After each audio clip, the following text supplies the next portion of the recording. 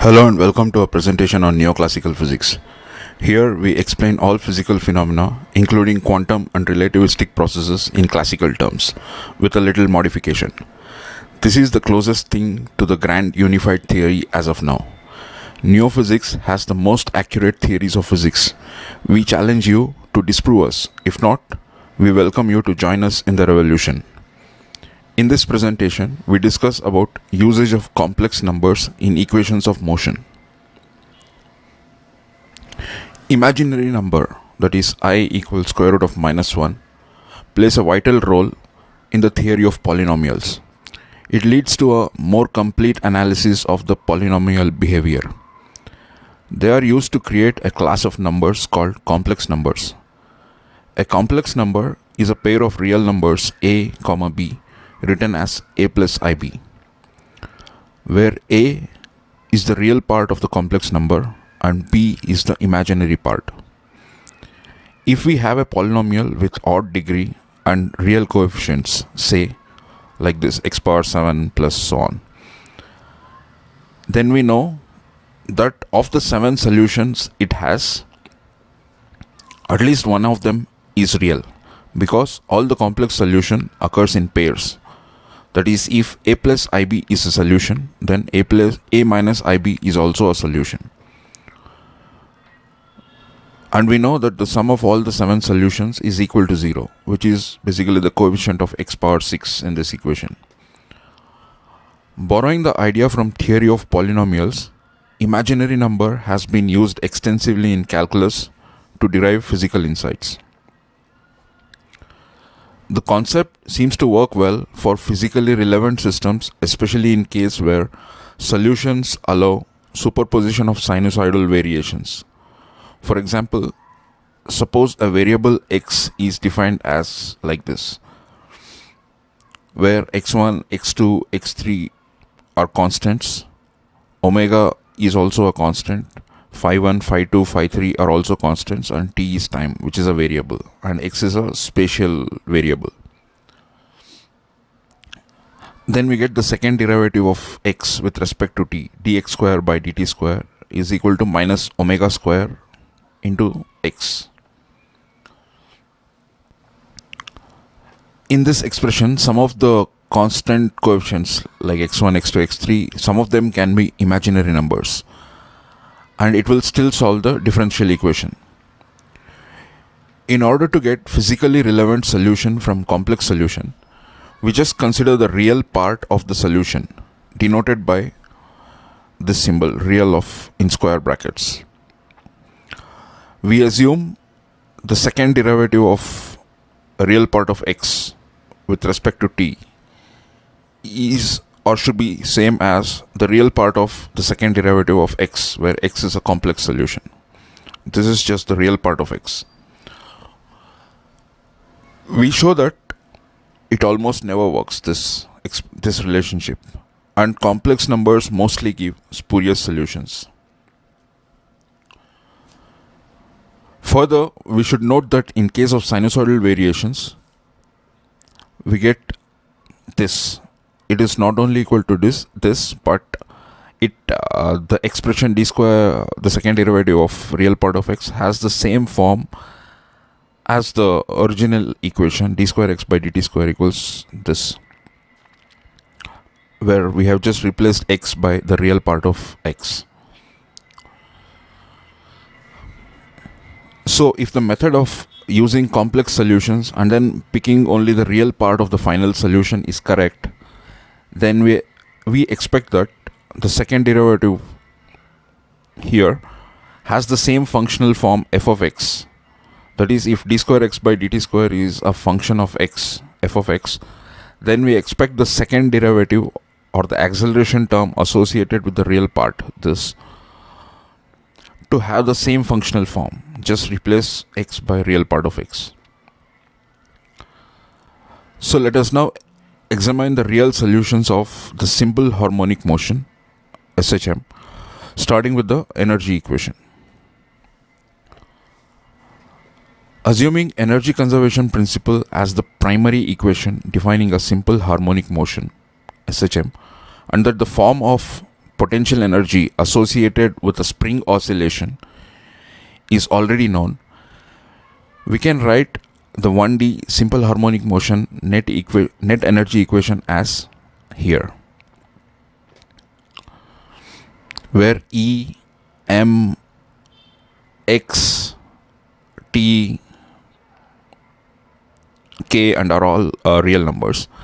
E is the net energy, M is the mass, X is the spatial displacement variable along the x-axis, K is the spring constant, and T is the time. Rearranging this equation, we get dx by dt is plus or minus this. So further rearranging and integrating, we get this expression. So we get the solution as this: x as a function of time is some constant into sine of time. So x of t can be written as some constant into some sinusoidal variation dependent on time. Sin omega to plus phi naught. In this equation, phi naught is a phase factor constant determining the initial condition. That is, at time t equals 0, x of 0 becomes this: square root of 2e by k into sine phi naught. This is called the amplitude of the oscillation, x naught. We call it x naught is square root of 2e by k, and omega is called the angular frequency, and that is equal to square root of k by m, where k is the spring constant and m is the mass of the spring mass system. We can also represent this equation x of t as a summation series. This we saw earlier, where xi and phi I are constants, omega is the angular frequency, which is the same throughout, and t is a time variable. So, but this summation of all these terms gives back the net effect as the original equation. So, for simplicity and completeness, it is enough to use that instead of summation series form, instead of this form. Suppose we consider the net energy is 0, E equals 0. Then the only possible real solution would be amplitude equals this. Amplitude must be 0 if E is 0, because amplitude is directly related with energy. But under the condition E equals 0, we can also get imaginary solutions. So basically, when E equals 0, this equation becomes this. And here this minus 1 can be replaced with I square, where I is the imaginary number. So for integration we get this expression. After integration we get this e power something, so which can be written as this, where x naught is some constant determining the initial condition, and this is the exponential sinusoidal variation. And this is the expression for the amplitude in this solution. So note that the amplitude term of the complex solution is independent of the energy content. It is an arbitrary constant which has no bearing on the net energy of the system. Basically, in the real solution, the amplitude term monotonically increases with the net energy, this expression. But this is completely unrelated with any energy term, this amplitude.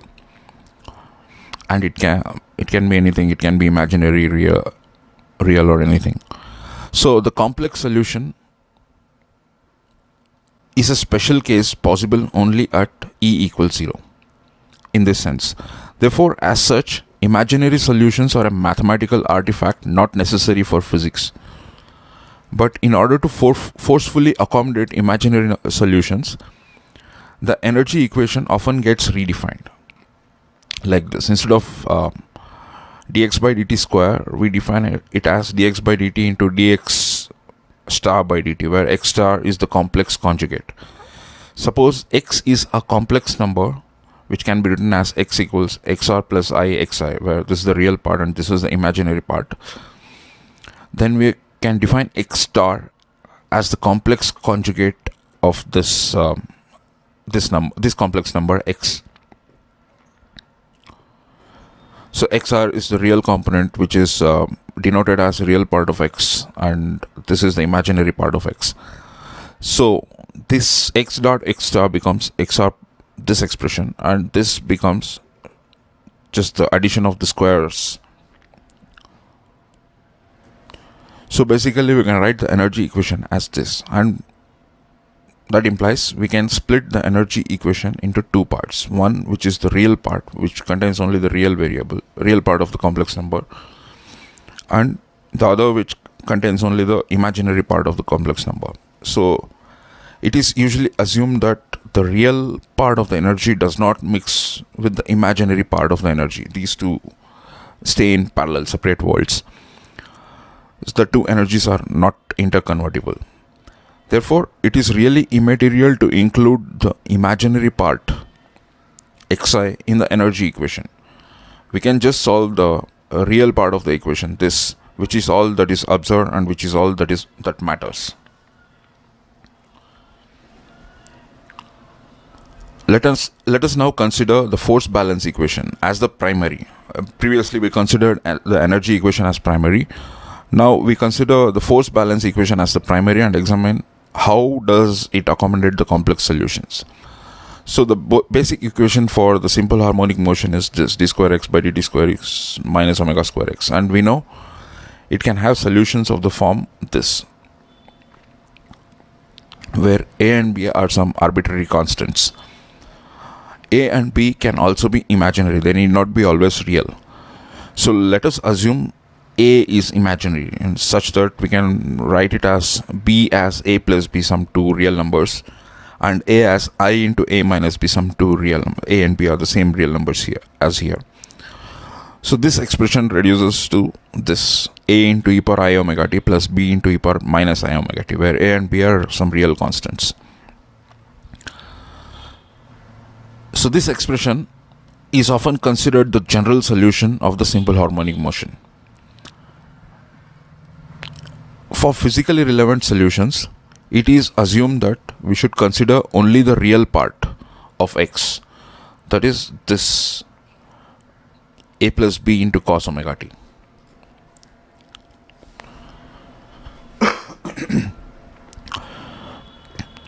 So using the definitions of this complex solution x and the real part of the complex solution of x, we can verify that if x is this, the real part is this, so the second derivative of the real part and the real part of the second derivative of the complex solution, those two are equal, and those two are equal to this expression minus omega square into real part of x, which basically means this expression, just the acceleration term, just considering the real part of x, has the same functional form as considering the full complex solution form of the acceleration.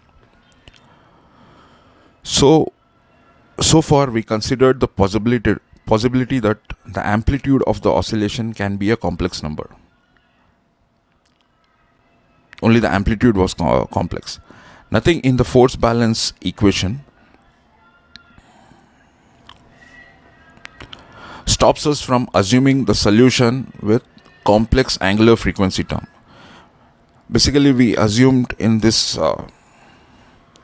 expression that this is real, this can be imaginary, but nothing in this equation stops from this being complex and this being and this can be imaginary or real or whatever. This can be also complex. So let us assume that omega is complex, and then we can write omega as this. Omega is a constant, but it has two parts. One is the real part omega r and the imaginary part omega I. So using the complex angular frequency, this, we can write x equals a cos omega t as this, and the second derivative of that will become minus omega square x becomes, we can expand it as this, the square of this. Not multiplication with the complex conjugate of this, just the simple square. So we can expand this expression as this, and so finally we get we can simplify this into this form. So we can note that the real part of this is a by 2 into some exponentials into cos omega t, which is not the same form as the real solution we got from the same simple harmonic motion force equation. So this is the equation that we get from the by considering only the real solutions, and this is the solution we get by considering complex solution and taking only the real part of it. So these two forms do not match.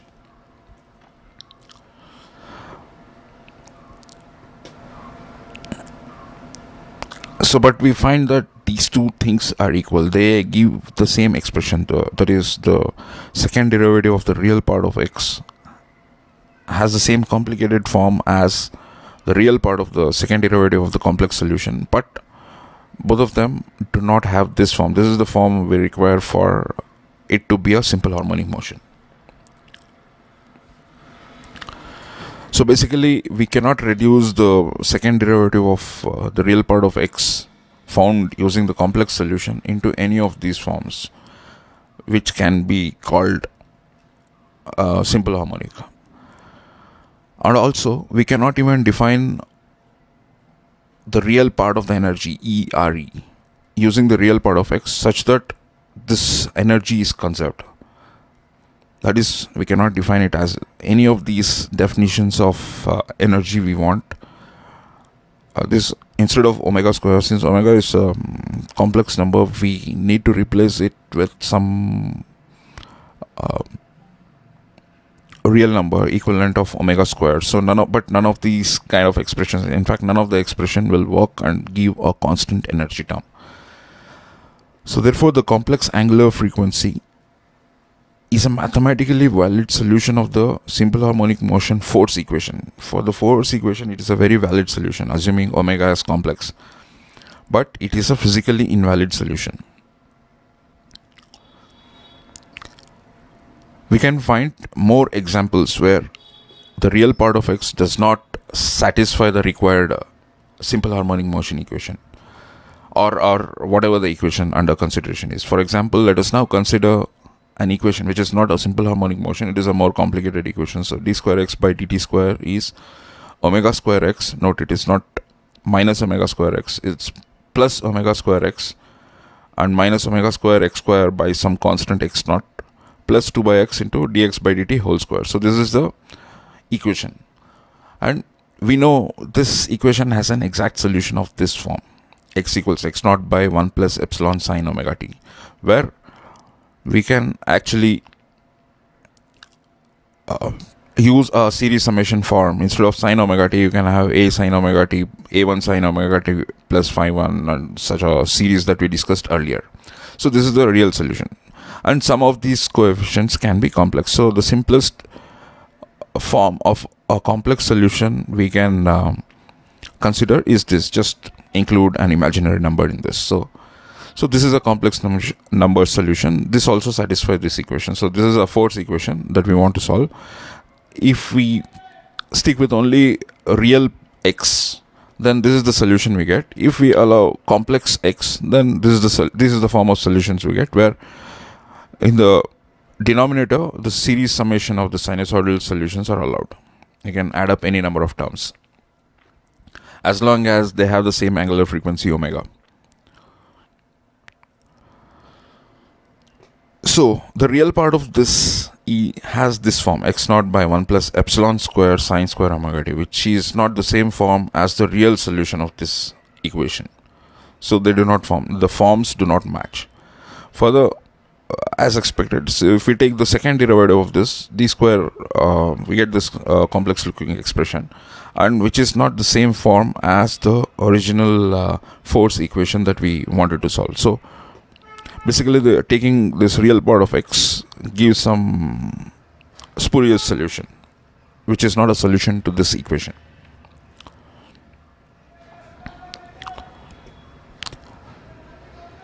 We can make the same observation in case of a more simpler form of a force equation: d square x by dt square, and this has a real solution of this form, where we can use the summation series form here in the denominator. Similarly, some of these coefficients can become imaginary, so we can use this as an example of a complex solution. So from this we find the real part of x. This is the complex solution, so take the real part of x. We get this expression x naught epsilon this, and this is not the same form as this equation. So this is the real solution, this is the real part of the complex solution. These two forms do not match, and the second derivative of the real part of x also does not match the form of the original force equation. Therefore, whatever it is, the real part of the complex solution, the Re of x, is not the same form as the real solution x in most cases. So therefore the complex number solutions are mostly spurious. So thank you. Please visit neophysics.com/research.html. So in this context, there is a challenge. In case of the simple harmonic motion with complex frequency, prove that the real part of the solution is a valid simple harmonic motion. That is, the frequency is complex. Assume in the d square x by dt square minus omega square x equation, assume omega is complex, and prove that whatever the solution we get, complex solution we get, take the real part of it and prove that that real part is a valid simple harmonic solution,